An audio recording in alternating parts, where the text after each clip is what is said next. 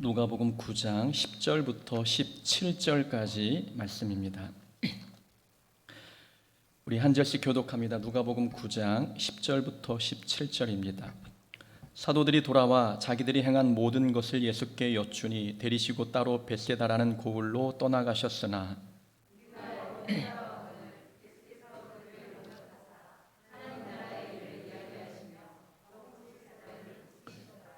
날이 저물어 가매 12 사도가 나와 여짜오되 무리를 보내어 두루 마을과 촌으로 가서 유하며 먹을 것을 얻게 하소서. 우리가 있는 여기는 빈들이니이다.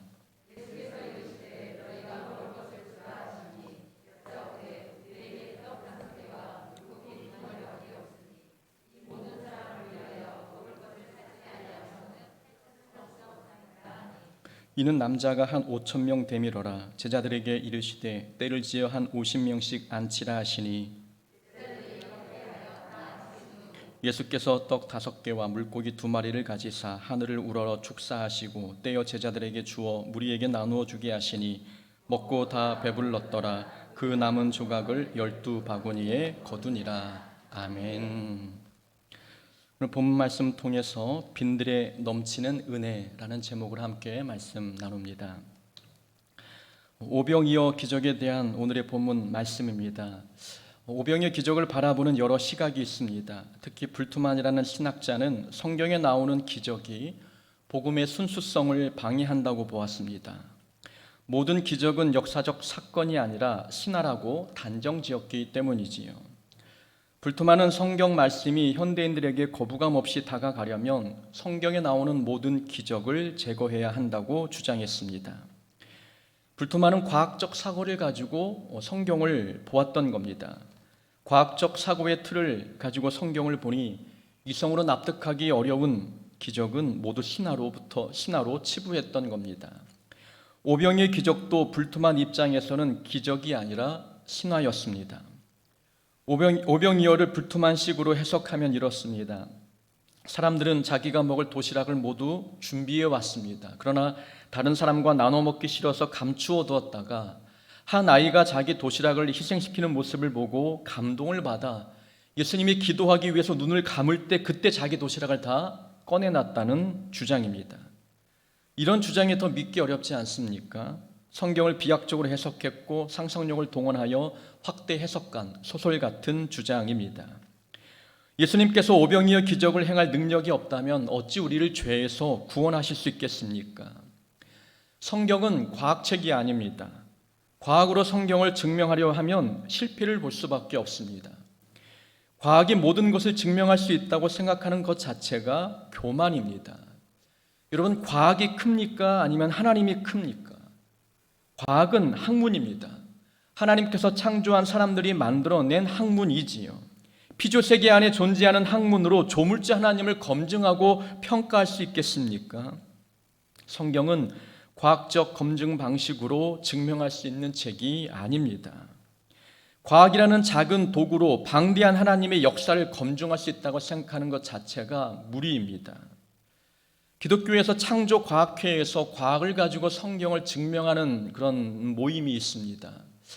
언뜻 보면은 의심이 많은 성도들에게는 도움이 되는 그런 작업들이긴 하지만 창조과학회는 과학 쪽에서도 인정하지 않고 기독교 쪽에서도 별로 인정하지 않습니다. 그 자체도 과학을 가지고 성경을 검증하겠다고 달라든 것이기 때문입니다. 그렇다면 과학으로 증명할 수 없는 성경은 어떻게 설명을 하겠습니까? 과학이 더 크다면 과학이 큰 과학을 가지고 하나님을 검증할 수 있겠지만 하나님이 더 크신데 어찌 작은 피조세계에 있는 학문을 가지고 하나님을 평가하고 검증할 수 있겠습니까? 이것은 불가능한 겁니다. 오병이어는 역사적인 사건임에는 분명합니다. 예수님이 어떤 분인지를 이 오병이어 사건을 통해서 우리에게 말씀해 주고 있는 본문이지요. 오병이어는 사복음서에 모두 기록되어 있습니다. 마태, 마가, 누가, 요한 모두 오병이어 기적을 성경에 기록했지요. 그만큼 오병이어 이 기적은 복음을 설명하는 데 매우 중요한 역할을 하고 있습니다. 오병이어 기적은 단순히 먹을 것에 대한 이야기가 아닙니다. 오병이어 기적은 예수님이 생명의 떡이심을 증명하는 역할을 하고 있지요. 예수님은 떡과 물고기로 육신의 배를 채워주시는 것처럼 예수님은 십자가 위에서 예수님의 몸을 찢어 우리에게 생명을 나눠주시는 분임을 말씀하고 있는 사건입니다. 십자가 사건을 예표하는 기적이기에 이 오병이어 기적은 사복음서에 빠지지 않고 기록해 놓았습니다. 본문 내용을 한번 보면 이렇습니다. 예수님은 12제자와 함께 벳세다로 가셨습니다. 제자들이 전도 여행을 마치고 돌아온 제자들에게 안식을 주기 위함이었지요. 그러나 예수님을 따르는 무리들이 예수님이 계신 벳세다까지 따라왔습니다. 예수님은 몰려든 사람들을 외면하지 않으셨고 영접해 주셨으며 벳세다 빈들에 모여 말씀을 가르치시고 병든 자를 고쳐주셨습니다. 말씀을 가르치다가 날이 저물었습니다. 모인 숫자는 5,000명이지만 이 숫자는 성인 남자만 계수한 숫자이지요. 여자와 아이들까지 계수하면 2만 명 정도가 모였습니다. 모여있는 곳이 빈들이기 때문에 주변에 양식을 구할 곳도 없었고 혹시 양식을 구할 수 있다 할지라도 많은 돈이 필요했습니다. 모인 인원을 보니까 200데나리온, 곧 당시 임금으로 화폐 단위로 볼 때에 8개월치 임금에 해당하는 돈이 있어야 음식을 구할 수 있었습니다. 제자들은 음식을 제공할 수 있는 형편이 되지 않자 백성들을 돌려보내고자 했습니다. 예수님께서 그런 제자들에게 말씀하십니다. 너희가 먹을 것을 주라. 제자들이 이야기합니다. 우리에게는 떡 5개와 물고기 2마리밖에 없습니다. 예수님은 그 오병이어를 달라고 말씀하시고 50명씩 때를 지어 자리에 앉히셨습니다. 그리고 오병이어를 가지고 축사하신 후 제자들에게 떡과 고기를 떼어주라 명령하셨습니다. 그 말씀에 순종했더니 5,000명이 넘는 사람들이 배불리 먹고 남은 조각을 모았더니 12바구니였습니다. 예수님은 사람들의 허기진 배를 채워주셨습니다. 말씀으로 영적인 허기진 배도 채워주셨을 뿐만 아니라 육적인 문제까지 해결해 주신 예수님의 모습을 보여주고 있는 본문입니다. 예수님은 우리의 육적인 문제를, 육적인 필요를 외면하지 않으신 분임을 깨닫게 해주고 있습니다. 이 먹고 마시는 문제는 사람의 가장 기본적인 욕구입니다. 기본적인 욕구가 충족되지 않으면 영적인 삶에 관심을 갖기 더 어렵지요. 심리학에서도 메슬로우는 기본적인 생리적 욕구가 충족되어야 다음 단계의 욕구에 집중할 수 있다고 주장합니다. 그래서 인간의 욕구를 5단계로 나누어서 설명하고 있습니다. 이 먹고 사는 문제가 해결이 안 되면 자아실현이라는 욕구에 집중할 수 없는 겁니다. 우리는 성도입니다. 우리는 영적인 존재이지요. 영적 만족이 우리가 추구해야 할 최종 단계의 욕구입니다. 그러면 영적 욕구 충족도 삶의 기본적인 욕구가 안정적으로 채워질 때에 집중할 수 있습니다. 지금 당장 먹을 양식이 없는 사람에게 하나님을 위해 헌신하라고 하면 그 말이 귀에 들어오겠습니까? 육적인 문제를 외면하고 영적인 영역에만 관심을 가질 수 있겠는가라는 것입니다. 우리가 이 땅에 발을 붙이고 살아가고 있는 한 먹고 마시는 문제는 우리에게 매우 중요한 문제입니다. 그래서 예수님은 주기도문에서 일용할 양식을 위해 하나님께 기도하라고 말씀하셨습니다. 하나님은 우리의 육적인 문제에 관심이 많다는 증거 아니겠습니까?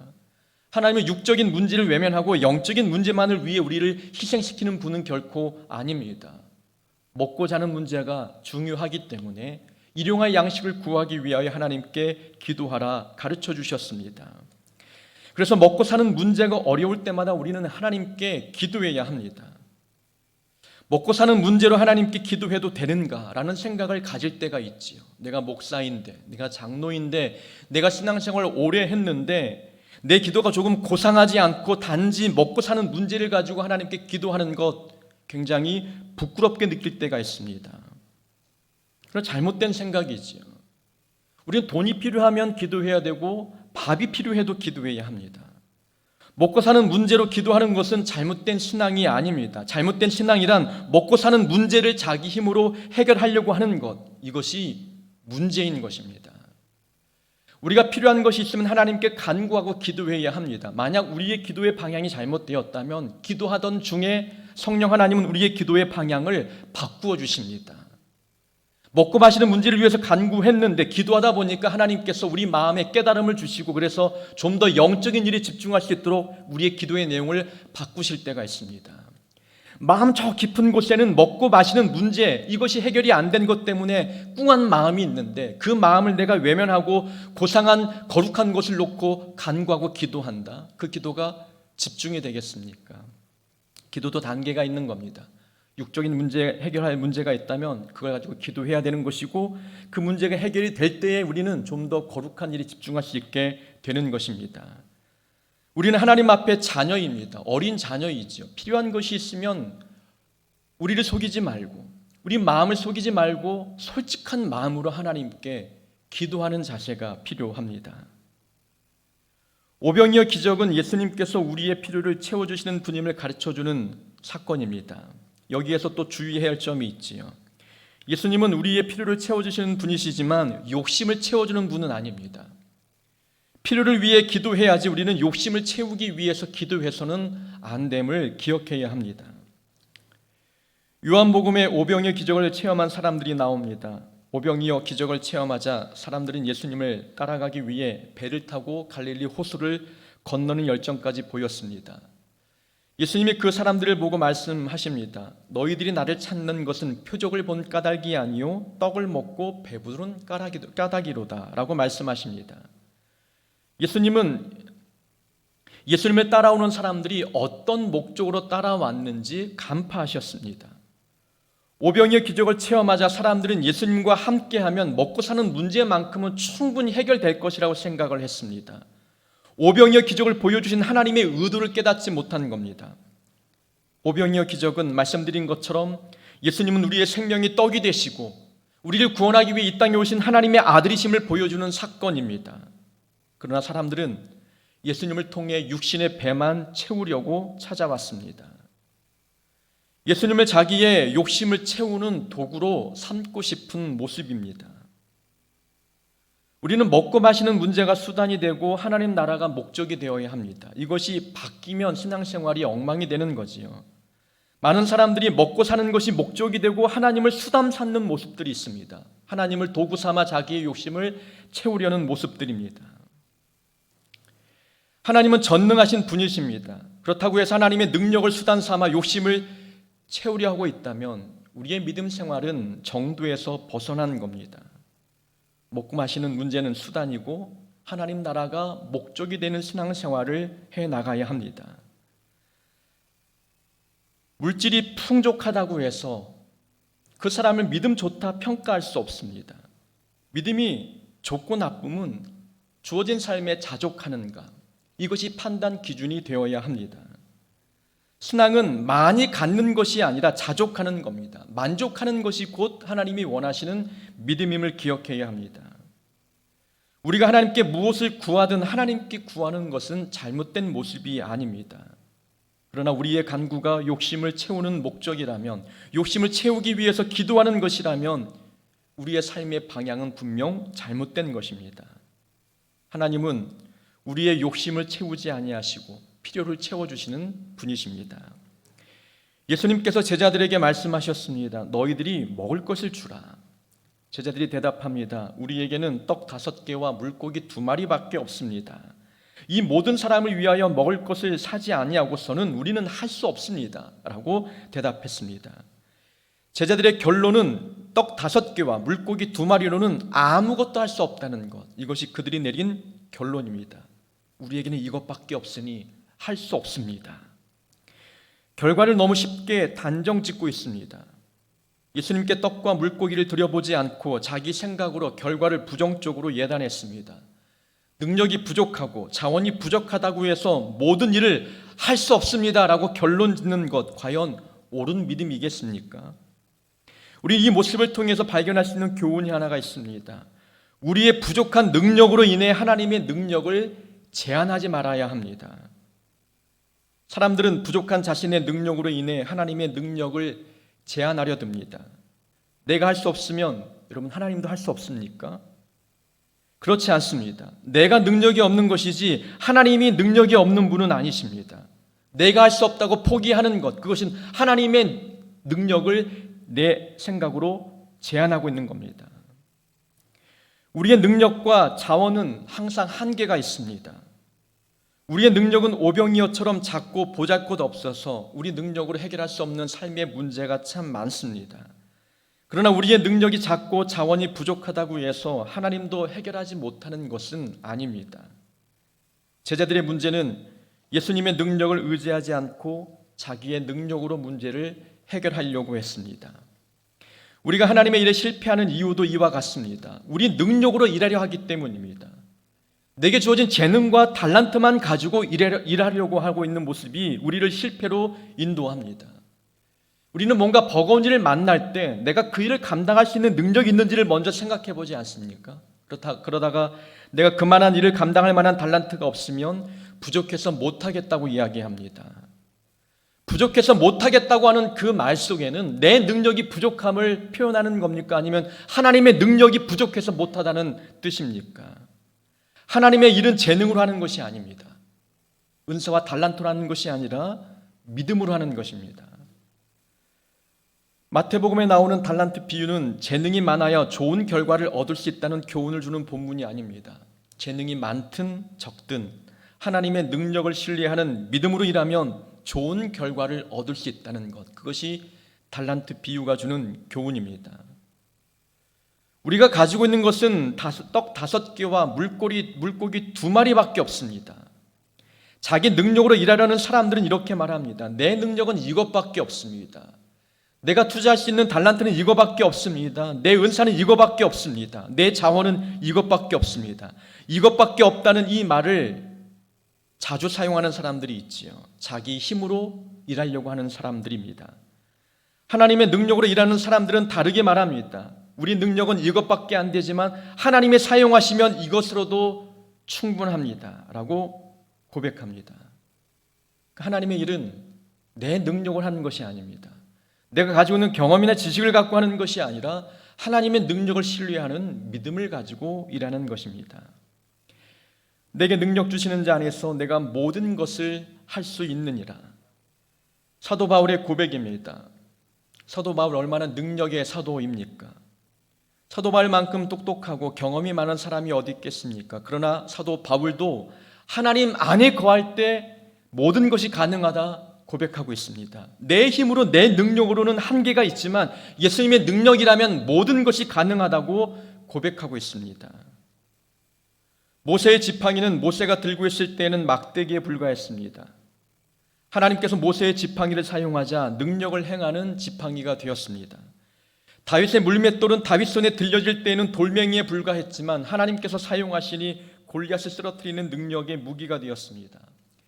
기드온이 들고 있는 항아리도 하나님 손에 들렸을 때 미디안 족속을 물리치는 무기가 되었습니다.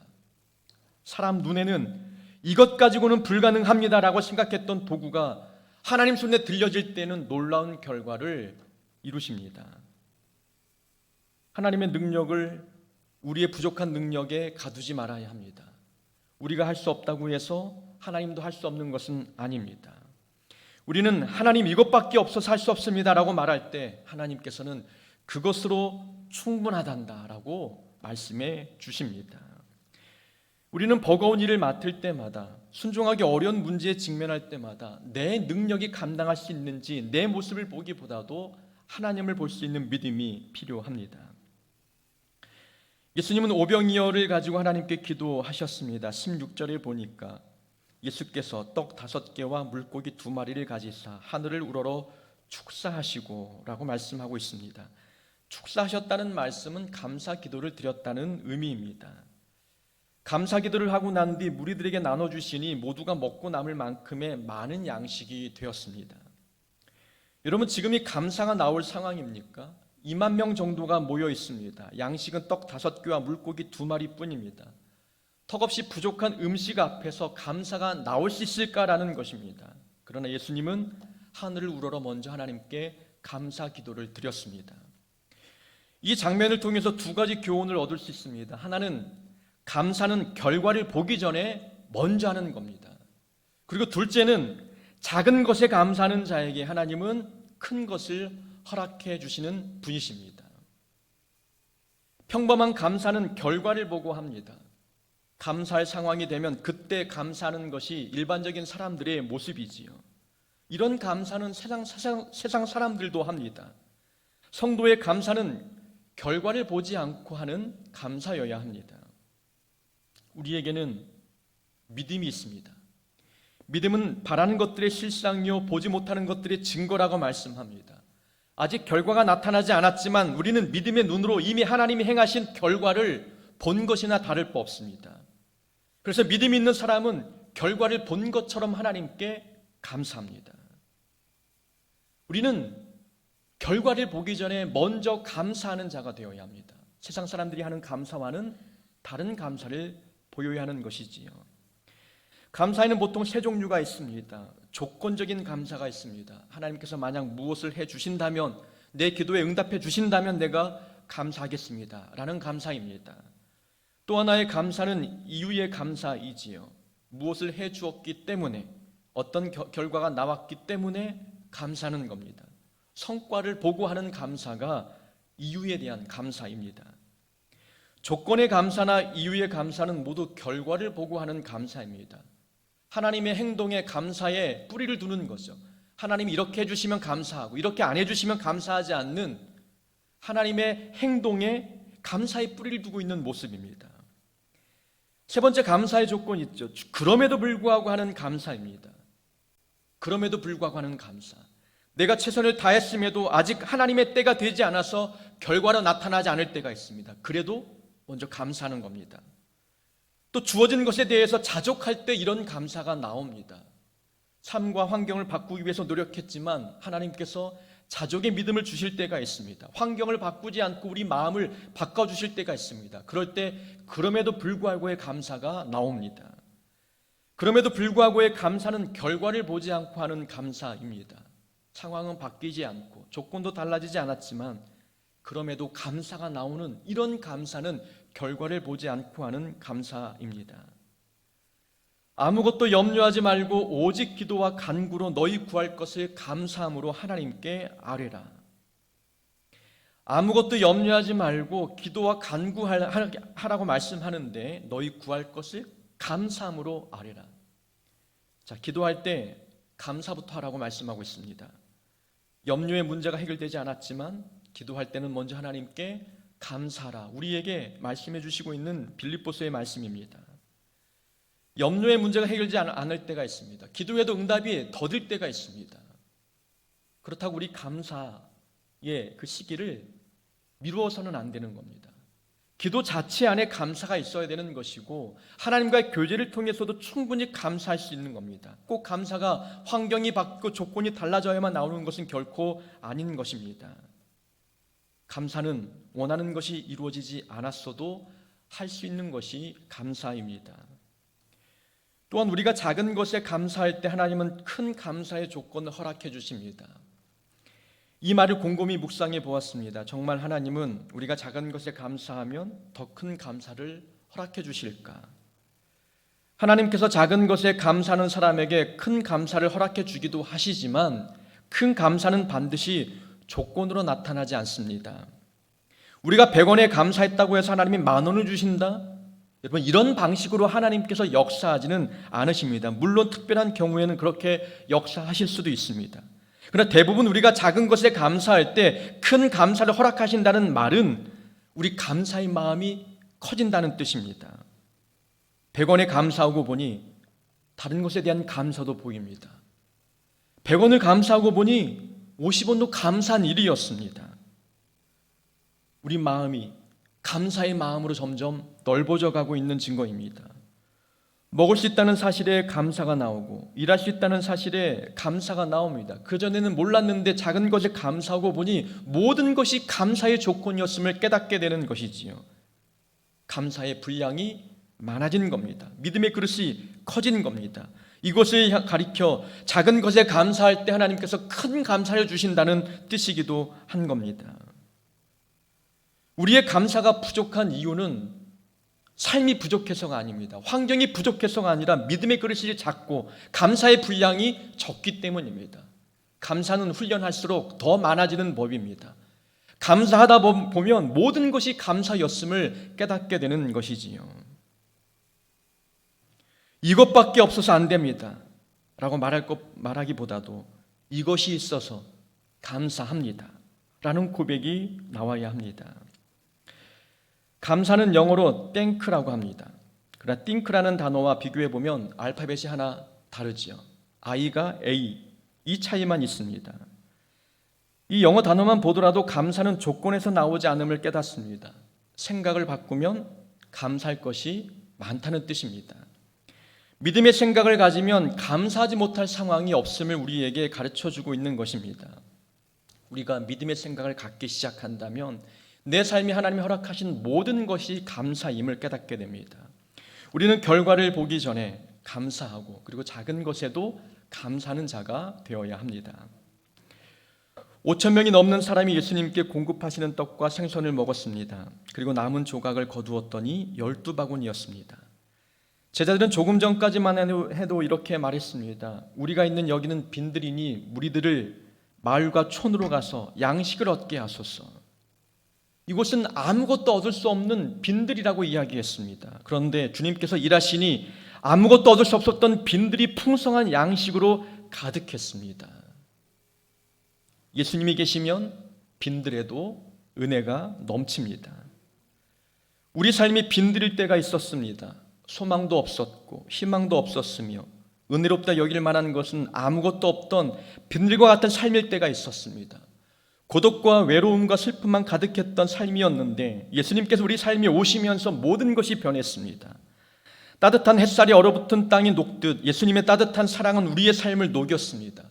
척박하고 공허한 삶에 예수님의 사랑이 부어지더니 희망의 아지랑이가 피어오르고 믿음의 뿌리가 내려졌습니다. 그리고 신앙이라는 줄기가 자라 삶의 성령의 열매가 주렁주렁 맺혔습니다. 불평 원망만 가득한 빈들의 감사와 기쁨이 넘쳤고 근심 걱정은 찬양으로 변화되었습니다. 감사의 풀 한 포기, 기쁨의 물 한 모금 나지 않았던 텅 빈 삶을 예수님은 누군가에게 기쁨을 주는 은혜의 통로로 우리 삶을 바꾸셨습니다. 빈들을 풍요로운 잔치상으로 바꾸시는 능력, 이것이 바로 예수님의 능력입니다. 예수님이 계시면 빈들에도 은혜가 넘칩니다. 빈들이라는 시가 있습니다. 고진아 목사님이 지은 시인데 잠깐 읊어드리겠습니다. 늦가을 바람에 마른 수숫대만 서거기는 빈들입니다. 희망이 없는 빈들입니다. 사람이 없는 빈들입니다. 내일이 없는 빈들입니다. 아니 그런데 당신은 누구입니까? 아무도 들려하지 않는 빈들을 가득 채우고 있는 당신은. 삶이 아무것도 존재하지 않는 빈들이었는데 주님을 만난 뒤에 텅 빈 삶이 가득 채워졌다는 고백을 시를 통해서 해주고 있습니다. 하나님은 아무것도 없는 곳에서도 일하실 수 있는 분이십니다. 예수님이 계시면 빈들도 만찬상이 되지만 예수님이 계시지 아니하시면 가나안 땅도 광야 같은 빈들이 되는 법입니다. 우리의 삶은 어떻습니까? 은혜 풍성한 삶입니까? 아니면 빈들과 같은 삶입니까? 어떤 사람은 공허한 빈들과 같은 삶을 사는 자들이 있을 것입니다. 기쁨이 고갈되고 불평이 터져나오고 있는 삶을 사는 자들이 있을 것입니다. 그럴 때 예수님을 더 깊게 만나야 합니다.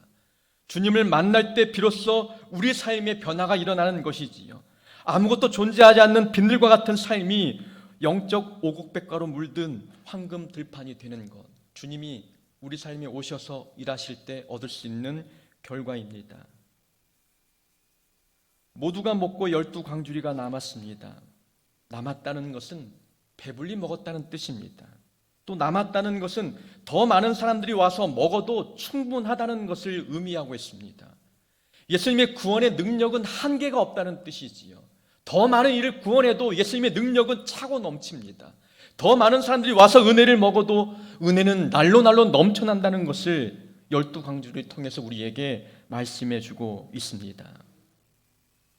우리가 우리 삶을 붙들고 가면 항상 부족합니다. 그러나 예수님이 우리 삶을 붙들면 항상 은혜로 넘쳐납니다. 우리 교회도 하나님이 붙들어가는 교회, 우리 가정도 하나님이 붙드는 가정이 되길 원합니다. 우리 인생과 우리 삶도 하나님이 붙드는 삶이 되기를 원합니다. 그럴 때 항상 은혜가 넘쳐나는 것입니다. 늘 부족한 삶이 아닌 하나님의 은혜로 가득 넘치는 삶이 되어야 될 줄로 믿습니다. 그런 삶이 되기를 주의 이름으로 축원합니다.